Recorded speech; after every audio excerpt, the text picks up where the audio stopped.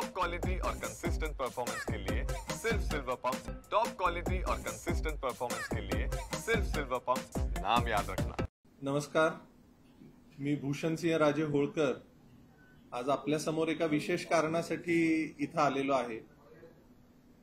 मागच्या 1-2 महिन्यामध्ये त्याच्या आधीपासून महाराष्ट्राचं वातावरण पाहता मला एक गोष्ट निदर्शनास आली की इथं लोकांच्या प्रश्नापेक्षा म्हणजे आजच्या घडीला रोजगाराचे प्रश्न असतील, वेगवेगळ्या समस्या ज्या राज्यामध्ये आहेत त्या ज्या गोष्टी असतील,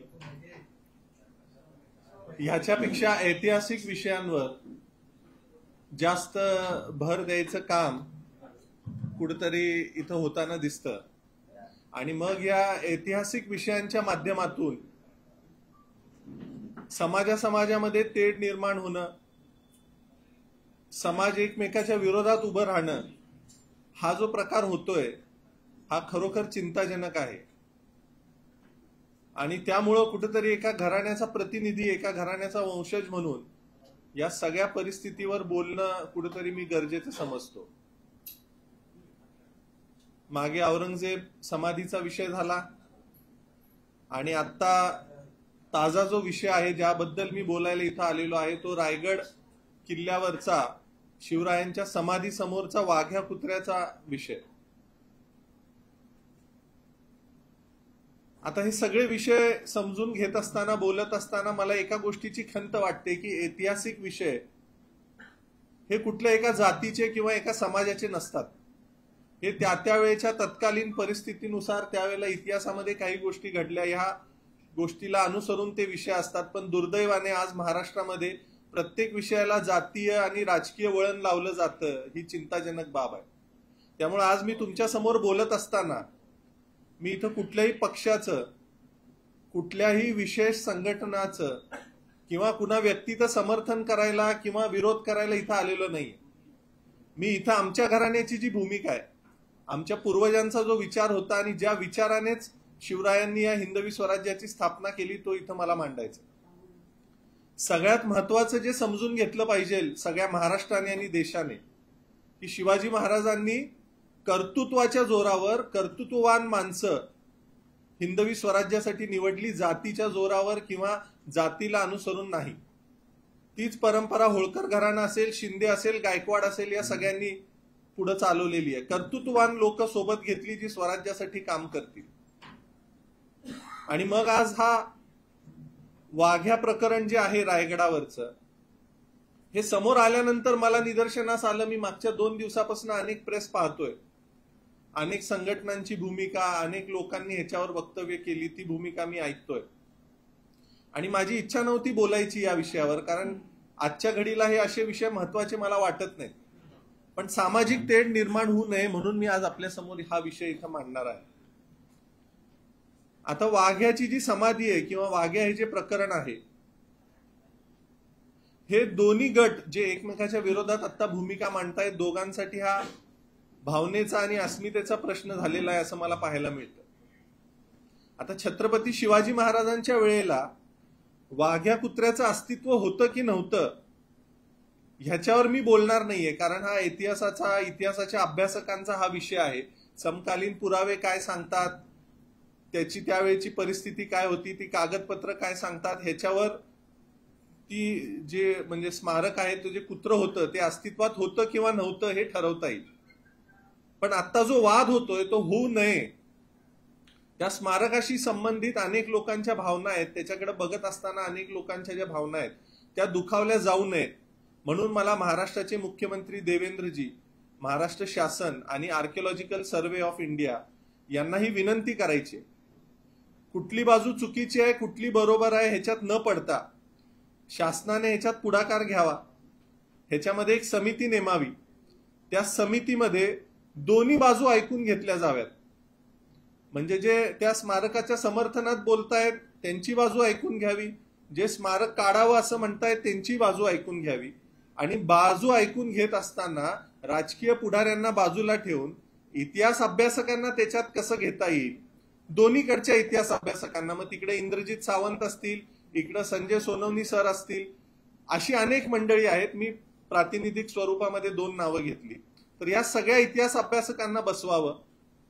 संभाजीराजेंनी काल त्याच्यावर भूमिका मांडली आहे. संभाजीराजे तिथे येतील, मला सांगितलं तर मी येईन आणि सामोपचारानं ऐतिहासिक फॅक्ट्सवर आपल्याला त्याच्यातनं काय तोडगा काढता येतो आणि मग ती समिती जो निर्णय घेईल हिस्टॉरिकल फॅक्ट समजून घेऊन, सगळ्या बाजू समजून घेऊन, दोन्हीकडच्या दोन्ही पक्षांच्या, आणि मग शासन त्याच्यामध्ये जी भूमिका घेईल त्या भूमिकेबरोबर संबंध महाराष्ट्राने राहिलं पाहिजे असं मला इथं वाटतं. आता ह्याच्यात होळकरांचा रोल कुठे येतो? तर होळकरांनी या रायगडावरच्या शिवसमाधीसाठी देणगी दिली. इथून होळकरांची इन्व्हॉल्वमेंट ह्याच्यात सुरू होते. वाघ्या कुत्र्याचं प्रकरण हे शिवकालीन आहे. आपल्याला 2 ह्याचे फ्रॅगमेंट समजून घेतले पाहिजे. होळकरांची इन्व्हॉल्वमेंट आली ती ज्या वेळेला शिवसमाधीचा जीर्णोद्धार करायचा होता, ज्या वेळेला शिवसमाधी उभं राहायची होती तिथं पुन्हा, त्यावेळेला निधीची कमतरता पडत असताना काही मंडळी जी त्या शिवस्मारकाच्या संवर्धनामध्ये इन्व्हॉल्व्ड होती ती इंदोरला गेली आणि तिथून होळकरांचा या प्रकरणाशी संबंध येतो. मग आता होळकरांचा संबंध येतो म्हणून त्या स्मारकाबरोबर आमच्या समाजाच्या भावना जुडलेल्या आहेत. आणि कुठल्याही समाजाची भावना असताना त्या भावनेचा अनादर करून काही लोक जर त्याच्या विरोधात स्टेटमेंट्स देत असतील तर हे खपवून घेतलं जाणार नाही.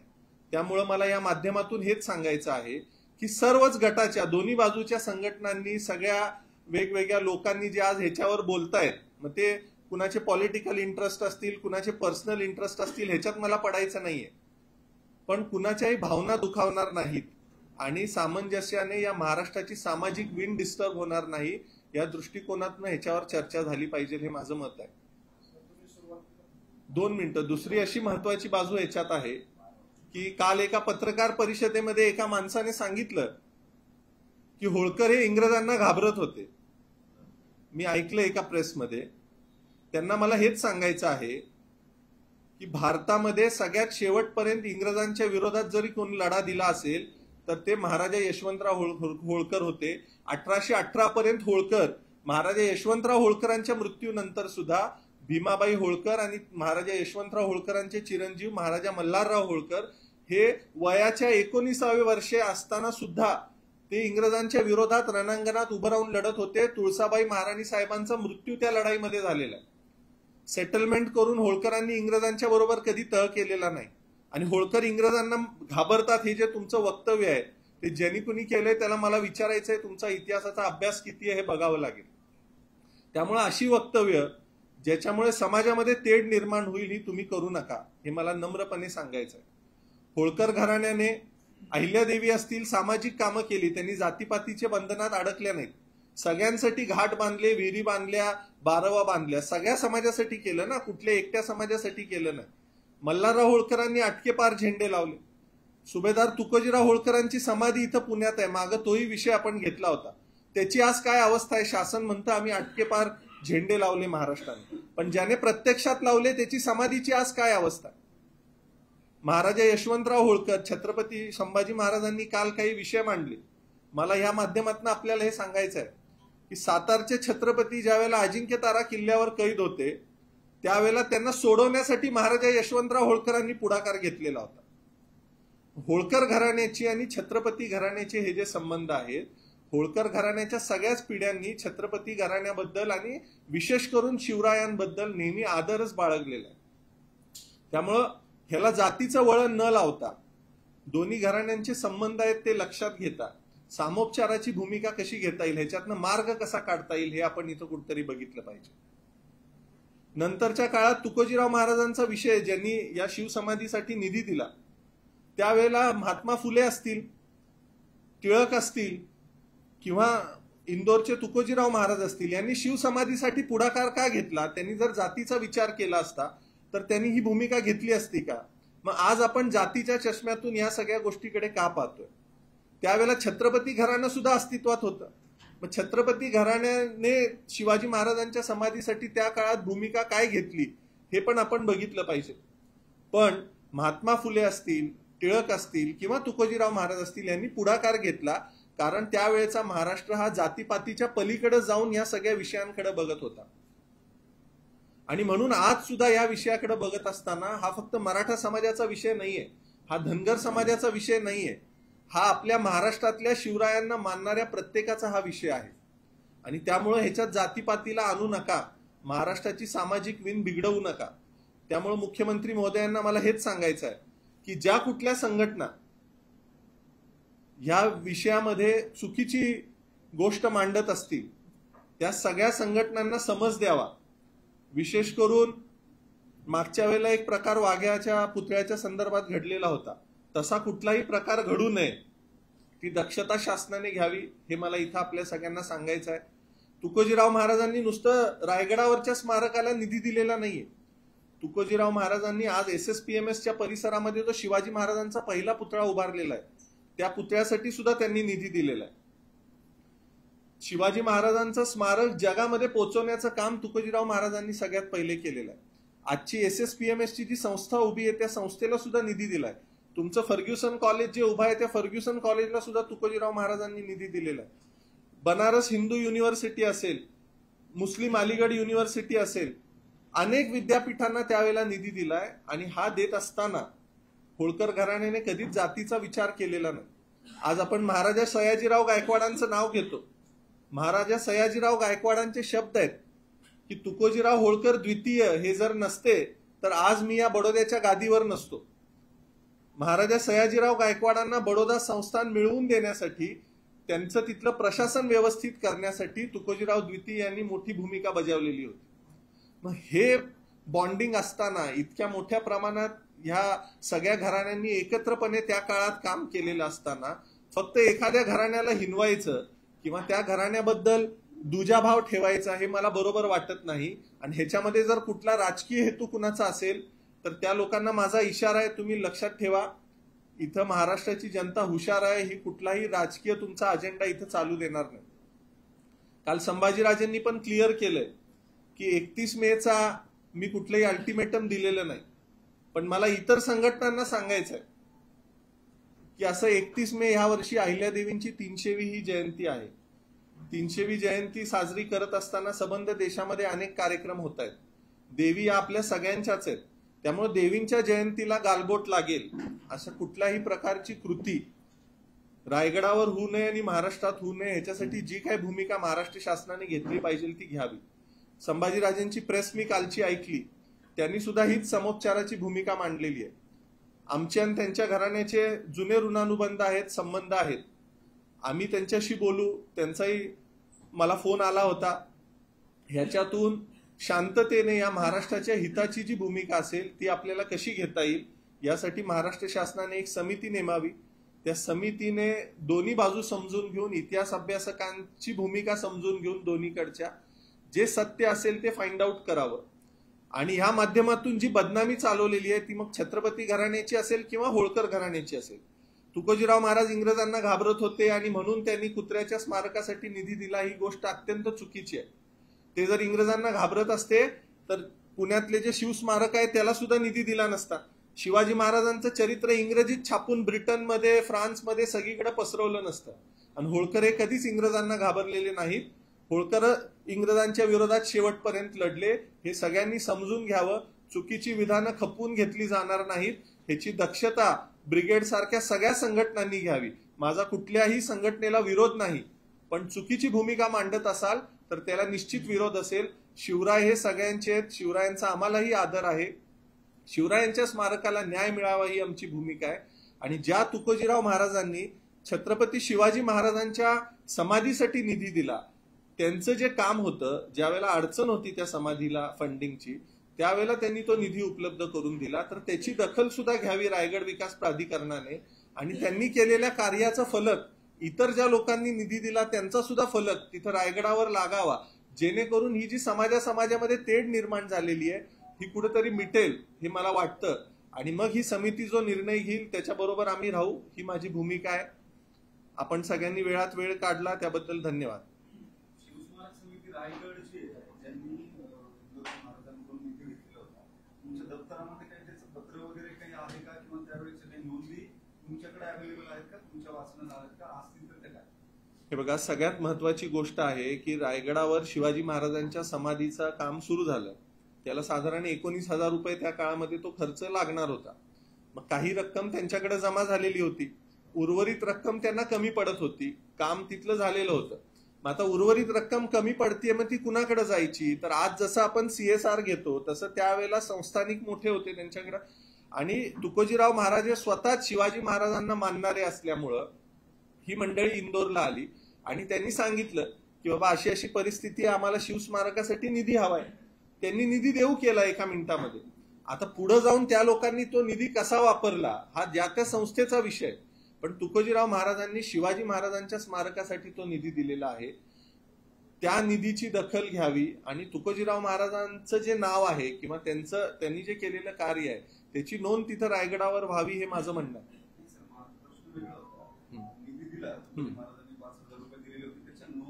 हो, नोंदी आहेत ना आपल्याकडे. शिवाजी नोंदीत वाघ्या असं काही उल्लेख आहे का, किंवा त्या कुत्र्याची समाधी ती बांधण्याबाबत काही उल्लेख आहे का? याचं कारण बाबासाहेब पुरंदरे हयात असताना तुम्ही राज ठाकरेंना रायगडावर एक मुलाखत दिली होती आणि त्या मुलाखतीत त्यांनी हा सगळा किस्सा सांगितलाय जो त्यांना नचिकेळकरांनी सांगितलं होतं, त्या स्मारक समितीमध्ये होते. त्याच्यात तेही सांगतायत की असं काही ऐतिहासिक रेफरन्स नाहीये, मात्र महाराजांचा त्यावेळेस आवडता कुत्रा कुठला तरी गेलेला होता आणि त्या दिवाणजी म्हणजे पैसे देवाणघेवाण होत असताना महाराज त्यांना भेटले नाहीत का, तर तो त्यांचा आवडता कुत्रा त्यावेळेला गेलेला होता. तर त्या मधल्या जे कम्युनिकेट करणाऱ्या त्यावेळेसच्या प्रशासकीय यंत्रणा असतील समजा हिंदू संस्थांना, त्यांनी असं सांगितलेलं होतं की त्यांना आवडेल एखादं स्मारक तिथे केलं तुम्ही कुत्र्याचं तर ते आवडेल आणि म्हणून ते बांधण्यात आलं असं त्या इंटरव्ह्यूत म्हटलं. आता मला एक गोष्ट सांगा, हे जे तुम्ही म्हणताय हे मौखिक आहे असं तुम्हीच म्हणालात ना, आणि ते इंग्रजांना घाबरत होते हा जो तुमचा प्रश्न आहे त्याचं मी क्लॅरिफिकेशन तुम्हाला दिलं. त्यावेळेला जे सांगितलं गेलं केळकरांच्या पुस्तकात, त्यांचं जे लेख आहे की आम्ही इंदोरला गेलो, मग महाराजांच्या कुत्र्याचं निधन झालेलं होतं, मग ते इंग्रजांना घाबरत होते, मग डायरेक्ट रायगडाला निधी कसा द्यावा म्हणून त्या कुत्र्याचं निमित्त केलं आणि आम्ही तो निधी घेतला.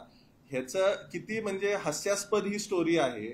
मला एक मी तुमचा सांगतोय ना, मी तुम्हाला त्या पॉइंटवरच येतोय. मला सांगा, होळकरांच्याकडे काही इंदोरमध्ये जमीन नव्हती का?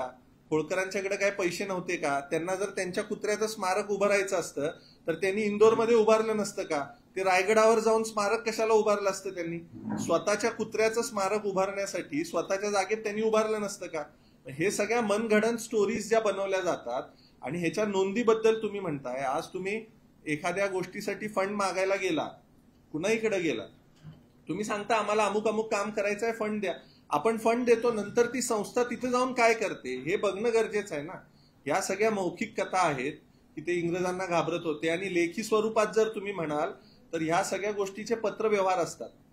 तुकोजीराव महाराजांनी शिवस्मारकासाठी निधी दिलेला आहे असा उल्लेख आढळतो, त्याच्यामध्ये कुत्र्याचा उल्लेख असा कुठेही येत नाही. पण तुकोजीराव महाराजांनी निधी दिलेला आहे हे तर नाकारता येत नाही. मग आता अडचण कशाची आहे? वाघ्याची अडचण आहे की तुकोजीराव महाराजांच्या नावाची अडचण आहे हे आपण समजून घेतलं पाहिजे. हा ह्याच्यातला मेन मुद्दा आहे. होळकरांच्या नावाची अडचण असायचं तर काय कारण नाहीये, कारण त्यांनी शिवसमाधीसाठी निधी दिलेला आहे हे तर मान्य असायला पाहिजे सगळ्यांना.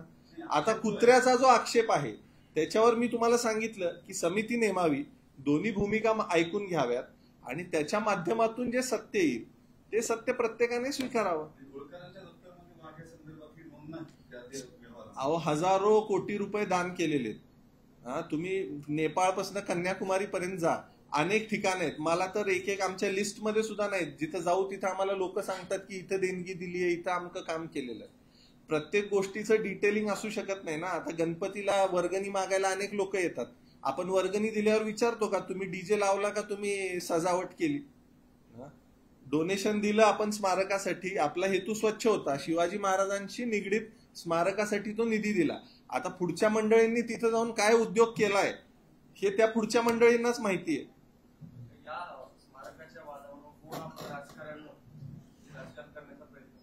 नाही, आता कसं झालंय, महाराष्ट्रामध्ये प्रत्येक ऐतिहासिक विषय हा राजकारणाचा विषय झालेला आहे आणि त्याच्यात परत जात इन्व्हॉल्व्ह केली जाते. मला हेच म्हणायचं आहे की महाराष्ट्रात, देशात बरेच प्रश्न आहेत. रोजगारावर बोला तुम्ही, महागाईवर बोला तुम्ही, इतर जे लॉ अँड ऑर्डरचे प्रश्न झालेत ह्याच्यावर बोला. तुम्हाला हे इतिहासाचे विषय तेव्हाचे आत्ता काढून जाती जातीमध्ये भांडणं लावायची गरज काय? संभाजीराजेंचं आमचं कम्युनिकेशन आहे. संभाजीराजेंची स्वतःची सुद्धा हीच भूमिका आहे की जे सत्य आहे ते समोर आलं पाहिजे. माझी तीच भूमिका आहे. आमच्या समाजाच्या अस्मिता त्या स्मारकाशी जुडलेल्या आहेत. त्यामुळं इतर ज्या संघटना आहेत, ज्या संघटनांनी ह्याच्यात टोकाची भूमिका घेतली आहे, त्यांना आमचं हेच म्हणणं आहे की तुम्ही टोकाची भूमिका घेऊ नये. समाजाची भावना दुखावली जाईल किंवा मनाने आतेताई प्रकार जो मागं घडला होता तसा कुठलाही प्रकार रायगडावर घडू नये. सगळ्यांनी सामोपचाराने एक समिती बनवावी आणि त्या समितीच्या माध्यमातून जो काही योग्य निर्णय असेल तो सगळ्यांनी स्वीकारावा. त्याच्यात दोन्ही बाजू ऐकून घ्याव्यात. याच्यामध्ये काय होते, काही जण तुमच्या होळकर घराण्याचा अपमान होते, तुम्ही समाधी काढायचे आणि त्याचा अपमान होते असं त्यांचं म्हणणं. याचा वापर करायचं काय नाही, मी तुम्हाला आता बोललो ना, अडचण कशाची आहे? वाघ्या कुत्र्याची अडचण आहे, त्या होळकरांच्या नावाची अडचण आहे, हे समजून घेतलं पाहिजे. ठीक आहे ना. होळकरांच्या संभाजीराजांनी काल स्पष्ट केलेलं आहे ना की तुकोजीराव महाराज यांनी शिवाजी महाराजांच्या स्मारकासाठी निधी दिलाय. त्यामुळे तुकोजीराव महाराजांच्या नावाची अडचण असायचं तर काय कारण नाहीये. बरोबर ना. राहिला विषय वाघ्याचा, तर वाघ्या हे प्रकरण मी बोलण्यापेक्षा इतिहास अभ्यासक जे आहेत दोन्ही बाजूचे, त्या दोघांना बसवून एक समिती नेमून शासनाने त्याच्यात न्यूट्रल भूमिकेत राहून एक भूमिका ठरवावी. आणि तोपर्यंत ज्या संघटना आम्ही पाडू, आम्ही हे करू असं म्हणतायत, त्या संघटनांनी शांततेची भूमिका घ्यावी, हीच माझी भूमिका आहे. तुम्ही स्पष्ट भूमिका का घेत नाही? तुम्ही म्हणताय की या मौखिक किंवा म्हणजे केळकरांनी जे लिहिलेलं होतं या सगळ्याच्या बाबतीमध्ये तुमच्या दप्तरात नोंदी नाहीये हे तुम्ही स्पष्ट सांगताय. जर त्या नोंदी नसतील तर तुम्ही असं स्पष्ट का म्हणत नाही की बाबा अशी कुठली नोंद नाहीये, आमच्या नावाने जे काही संदर्भ यापूर्वी ज्यांनी तुम्ही घेऊन ठेवलेले होते ते चुकीचे दिसत आहेत? दोन गोष्टी असतात. आपल्याकडनं जेव्हा पत्र जातं त्यावेळेला आपण इनवर्ड आउटवर्ड रजिस्टर नावाचा एक प्रकार असतो. बरोबर ना. त्याची नोंद असते, माझ्याकडं हे पत्र मी या तारखेला याला दिलं. आता होळकरांनी निधी दिला, निधी दिलेल्याची नोंद आहे. बरोबर ना. ज्या संस्थेला दिला त्या संस्थेचा रेकॉर्ड एकदा तपासून पहा. ते जे म्हणतायत की होळकरांनी इंग्रजांना भिवून कुत्र्यासाठी निधी दिला, त्यांच्याकडे रेकॉर्ड सापडतो का बघा. त्या समितीला लावा कामाला. म्हणजे जी आता आपण न्यूट्रल समिती नेमायची म्हणतोय, त्यांना ह्यासाठीच समिती म्हणतोय की ज्या संस्थेने तो उद्योग राबवलाय त्यावेळेला, तिथं 100 वर्ष आधीची गोष्ट आहे ना. आमच्याकडे तर रेकॉर्डमध्ये लिहिलंय की रायगडासाठी अमुक अमुक निधी दिलेला आहे. तिथं जाऊन त्यांनी काय केलं त्या संस्थेच्या रेकॉर्डमध्ये चेक करा. संभाजीराजेंनी भूमिका घेतली आहे वाघ्या कुत्रा काढावा. बरोबर. माझी भूमिका आहे की त्याच्या खोलात जा, तो विषय समजून घ्या. वाघ्याची अडचण आहे की होळकरांच्या नावाची अडचण आहे, हा विषय समजून घ्या. जर होळकरांच्या नावाची अडचण नसेल तर वाघ्याचं तथ्य समिती नेमून तुम्ही समोर आणा. जी काय फॅक्ट असेल ती सगळेजण स्वीकारू येते. असं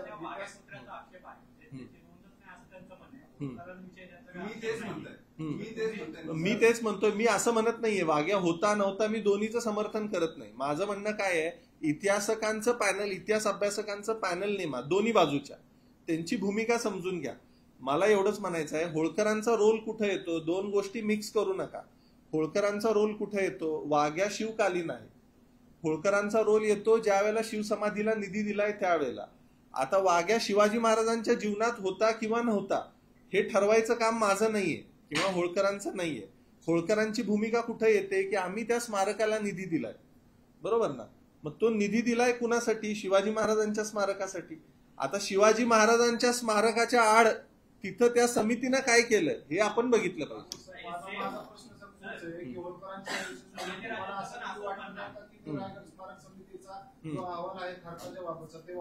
हा बरोबर आहे. रायगड जी समिती तिथं नेमली होती, रायगड विकास फंड असं त्याचं नाव होतं, तर त्या समितीचा जो अहवाल आहे त्यांनी त्याच्यात नेमकं काय लिहिलं हे तुम्ही समजून घेतलं पाहिजे. आणि बरं, आता त्यावेळेला आजच्या सारखे तुमचे कॅमेरे नव्हते की तुकोजीराव महाराजांनी सांगितलं की माझं कुत्र मेलंय. मग आता ते त्या लोकांनी जे मन घडत लिहिलं ह्याच्यावर आपण काय किती फेट ठेवायचा, म्हणजे त्यावेळेच्या विषयाला धरून आज आपण किती भांडायचं, ह्याच्यापेक्षा आजच्या परिस्थितीमध्ये समाजामध्ये तेढ निर्माण होणार नाही या दृष्टीनं जे गरजेचं आहे. आमच्या समाजाच्या भावना काय आहेत, तर होळकरांनी ते स्मारक बनवलेलं आहे. मग होळकरांचं नाव जर तिथं अबाधित राहत असेल आणि खऱ्या फॅक्ट समोर येत असतील त्या समितीच्या माध्यमातून, तर दोन्ही बाजूला अडचण असायचं काय कारण आहे? संजय सोनवणेंचं हाकेने पत्रकार परिषद घेतली, त्यांनी 5 प्रकारचे पुरावे सांगितले. कर्नाटकमध्ये एका शिलालेखाचा उल्लेख आहे, मल्लमध्ये आहे, परत त्यांनी काही जर्मन काय रेफरन्सेस दिले, हे पुरावे तुम्ही पडताळले? मी बघितलेले मान्य आहेत का? मी पुरावे सगळे बघितलेले. नाही 2 मिनिटं ऐकून घ्या, माझी भूमिका स्पष्ट आहे. पुरावे सगळे मी बघितलेले. 2 विषय तुम्ही वेगवेगळे करा. सगळ्यात पहिले, शिवाजी महाराजांच्या जीवनात कुत्रा होता किंवा नव्हता हा इतिहास अभ्यासकांचा विषय माझा नाही. ते त्यांनी पुरावे पाहून ते ठरवायचं आहे. ह्याच्यासाठी मी सांगतोय संजय सोनवणे सरांचं जे मत आहे त्यांनाही त्या पॅनलवर घ्या. इंद्रजित सावंत आहेत, त्यांचं मत आहे, त्यांना पॅनलवर घ्या. दोन्हीकडचे इतिहास अभ्यासक घ्या आणि त्यांच्यातून जे जिस्ट निघेल, जे कन्क्लुजन निघेल त्याच्यावर तुम्ही या. ती माझी भूमिका नाही. शिवाजी महाराजांच्या जीवनात कुत्रा होता की नव्हता हे ठरवणारा मी नाही, ते इतिहास अभ्यासकांनी ठरवायचं आहे. माझा रोल काय आहे? होळकरांचं नाव तिथे येतंय. होळकरांचं नाव आल्यानंतर होळकरांनी निधी कशासाठी दिला होता आणि होळकर इंग्रजांना घाबरत होते का हे बोललं जाते. म्हणून मी इतकं भूमिका स्पष्ट करतोय की होळकरांनी शिवाजी महाराजांसाठी निधी दिलेला आहे.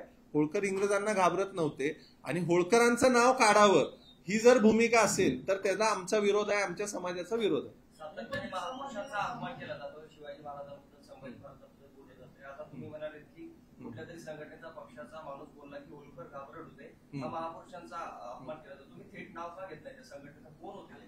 मी तुम्हाला सांगतोय ना, कालच्या न्यूजवर कुठल्या चॅनलवर होतं? संभाजी ब्रिगेडचं का? हा, कुठल्या तरी एका चॅनलवर कोणतरी भोसले नावाचीच व्यक्ती होती. हा, त्यांनी स्टेटमेंट केलं. मग मला त्या भोसलेंना म्हणायचं आहे, तुम्ही एकदा इतिहास वाचून बघा. होळकरांची आणि भोसले घराण्याचे काय संबंध होते आणि होळकर इंग्रजांना घाबरत होते. इतिहास वाचल्यानंतर तुम्हाला क्लिअर होईल. इतिहास बिन वाचता तुम्ही तुमचा अजेंडा प्रूव्ह करण्यासाठी जर काय बोलत असाल तर हे चुकीचं आहे. आणि ज्या वेळेला तुम्ही एखाद्या संघटनेचं प्रतिनिधित्व करता त्यावेळेला तुम्ही जबाबदारीनं बोललं पाहिजे. काल जशी भूमिका संभाजीराजेंनी जबाबदारीनं घेतली तशी भूमिका सगळ्याच संघटनांनी घ्यावी हे मला म्हणायचं. मग त्या दोन्ही बाजूच्या असतील. अपमान केला असं तुमचं म्हणणं आहे, तर मग तुम्ही कारवाई करण्यात यावी अशी मागणी करणार आहात किंवा तशी तक्रार करणार आहात? कसं आहे, आता प्रत्येकावर जर हे बोलगेवढे सगळीचकडे आहेत. काय उठसूट न्यूजवर यायचं आणि काही बोलायचं हे आजकालचा ट्रेंडच पडलेला आहे. तर ते प्रत्येकाला जर आपण बोलत बसलो तर त्याची व्हॅल्यू कशाला वाढवायची? ज्याचा इतिहासाचा अभ्यास आहे, जो माणूस त्या लेवलचा आहे त्याच्यावर बोललं पाहिजे ना. मला हेच सांगायचं आहे की ह्या लोकांच्यामुळे जर समाजामध्ये द्वेष निर्माण होत असेल तर शासनाला आमचा इशारा आहे की शासनानं या अशा संघटना त्यांचे हे जे बोलगेवढे प्रतिनिधी आहेत त्यांना आळा घालावा. आम्ही संभाजीराजे, मी असेल, आमच्या दोन्ही घराण्याचं जे कोऑर्डिनेशन आहे, आम्ही समजूतदार आहोत. सामोपचारानं महाराष्ट्र हिताची आणि सगळ्या समाजाच्या हिताची जी भूमिका घ्यायला पाहिजे ती आम्हाला कळते. त्या पद्धतीने आम्ही भूमिका घेऊ. तोपर्यंत या ज्या बोलगेवढ्या संघटना, त्यांचे जे बोलगेवढे लोक आहेत यांनी शांतता राखावी हे माझं मत आहे. प्रतिनिधी आहे, समाजाच्या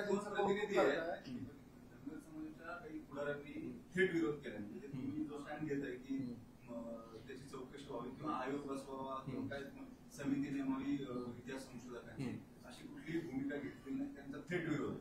तुम्ही जर वाघ्या कुत्र्याची समाधी काढणार असाल तर ती काढू केली जाणार नाही असं स्पष्टपणे 2 ठिकाणाहून हे नेते बोलले. तुम्ही त्या भूमिकेशी सहमत आहात का? एक, आणि नसाल तर मग धनगर समाजाच्या नेत्यांची जे नेते गोपीचंद पडळकरांचं तसंच म्हणणं आहे. आणखी एक नेते तेही तसंच बोलले. तुम्ही या भूमिकेशी सहमत आहात का की समाजाच्या नेते जे म्हणतात त्याच्या व्यतिरिक्त तुमची भूमिका?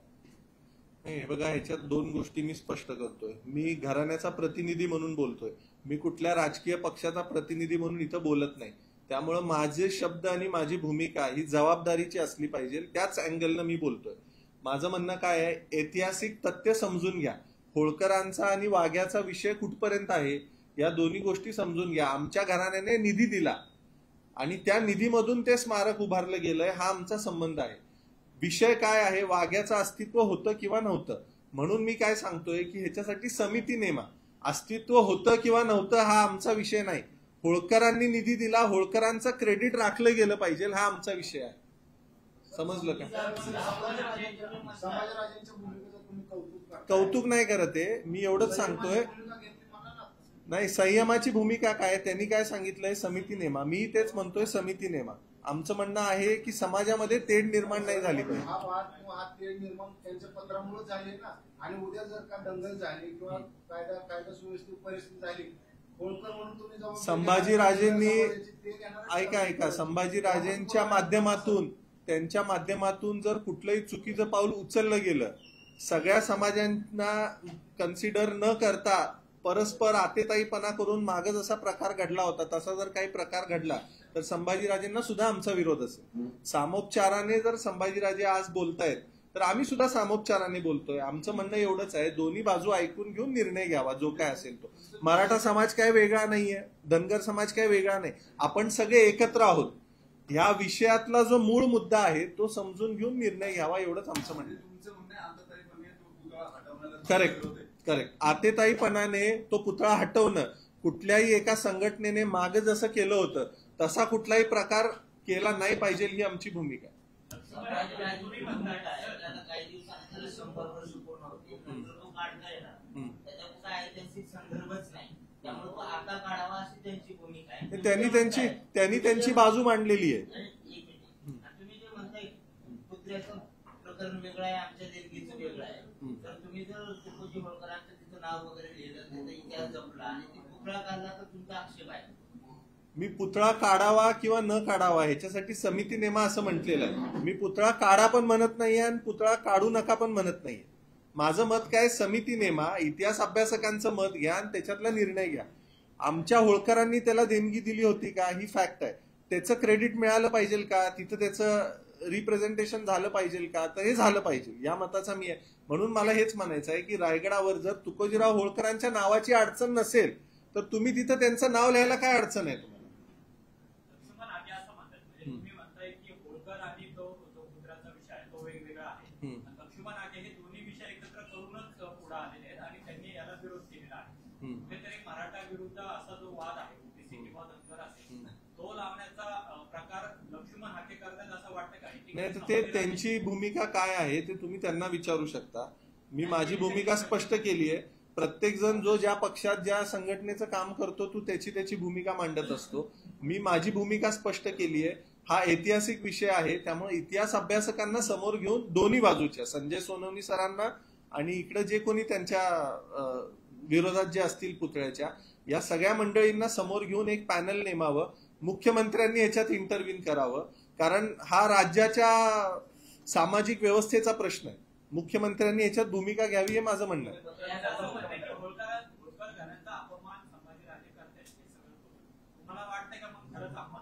नाही, होळकर घराण्याचा अपमान संभाजीराजे करतायत असं मी कधी म्हटलं. तो त्यांचा प्रश्न आहे ना, तुम्ही त्यांना विचारा. माझं स्पष्ट मत आहे, हा होळकर घराण्याचा अपमान किंवा भोसले घराण्याचा अपमान हा विषय नाही. हा ऐतिहासिक संदर्भांचा विषय आहे. ऐतिहासिक संदर्भांच्या आधारावर ह्याच्यावर बोलावं आणि होळकरांची बदनामी दोन्हीकडच्या बाजूने समजा संभाजी ब्रिगेड करत असेल तर त्यांना सुद्धा मला सांगायचं आहे की एकतर्फी भूमिका घेऊ नका, फॅक्ट समजून घ्या. आणि इकडून कोण जर चिकलफेक करत असेल तर त्यांनाही हे सांगायचं एकतर्फी भूमिका घेऊ नका. दुसरा माझा महत्वाचा मुद्दा हा होता की 31 मेला अहिल्यादेवींची जयंती आहे.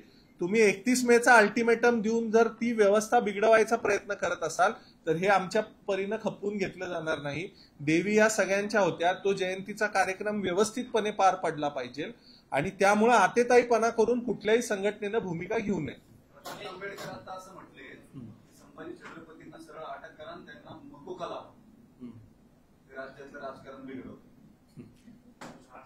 आता या प्रत्येकाच्या आपल्या आपल्या राजकीय अँगलच्या स्टेटमेंट्स आहेत, त्यांच्या स्टेटमेंट्स त्यांना लकलाभ. त्यांच्या स्टेटमेंटवर मला काही बोलायचं नाही. मी माझ्या घराण्याची भूमिका मांडलेली आहे, त्या मुद्द्यावर मी स्टिकअप आहे. वाघ्या प्रकरण ऐतिहासिक समितीच्या मार्फत समजून घ्या, त्याच्यातली जी भूमिका असेल ती भूमिका सगळ्यांनी एकत्रित बसून ठरवावी आणि ती मान्य करावी. मुख्यमंत्र्यांनी याच्यात त्यांचा रोल पार पाडावा. मी मुख्यमंत्र्यांना भेटून हा विषय मांडणार आहे. आणि दुसरं, या जयंतीच्या निमित्ताने मला त्यांना हे सुद्धा सांगायचं आहे की अनेक विषय, तुम्ही नुसते कार्यक्रम घेऊन राजकीय स्टंट नका करू.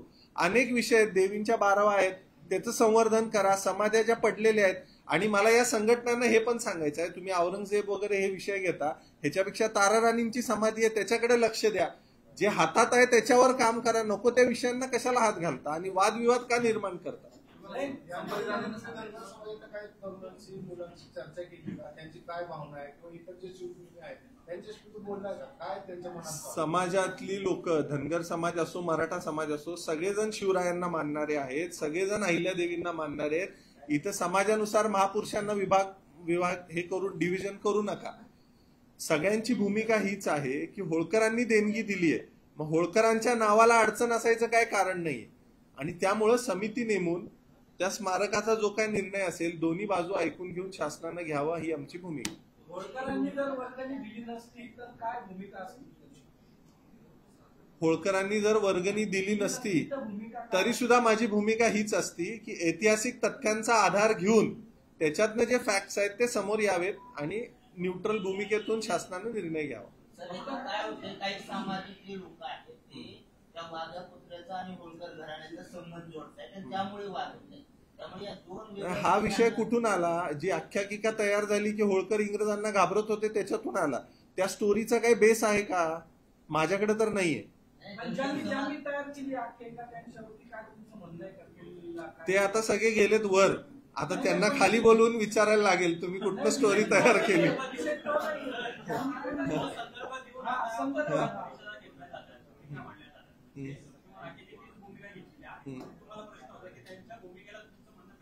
हे बघा, ही जी आख्यायिका जी तयार केलेली आहे की होळकर इंग्रजांना घाबरत होते म्हणून त्यांनी कुत्र्याचं स्मारक उभारा म्हणून निधी दिला, या मताशी जे लिहिलेलं आहे त्या मताला माझा ठाम विरोध आहे की ही अशी कुठली घटना नाही. होळकर इंग्रजांना घाबरत विषय केले नसते. त्या काळामध्ये शिवाजी महाराजांच्या अनेक स्मारकांना होळकरांनी निधी दिलेला आहे. पुस्तक इंग्रजांच्या देशात जाऊन प्रकाशित केलंय.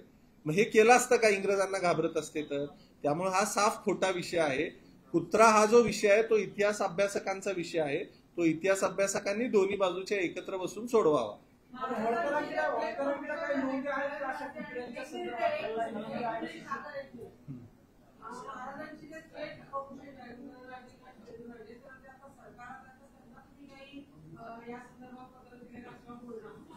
हे बघा, आजच्या घडीला आपण लोकशाहीत राहतो. लोकशाही व्यवस्थेमध्ये महाराष्ट्राचे मुख्यमंत्री हे राज्याचे हेड आहेत. आर्किओलॉजिकल सर्व्हे ऑफ इंडियाकडे रायगडचा किल्ला आहे. त्यामुळं ह्या निर्णयामध्ये शासनाची भूमिका आणि आर्किओलॉजिकल सर्व्हे ऑफ इंडियाची भूमिका ही अंतिम असेल. त्यामुळं समिती नेमून दोन्हीकडच्या इतिहास अभ्यासकांची भूमिका ऐकून घ्यावी, हे माझं मत आहे. त्यामुळं कुठल्या विशेष व्यक्तीकडे जाण्याचा काही विषय नाही.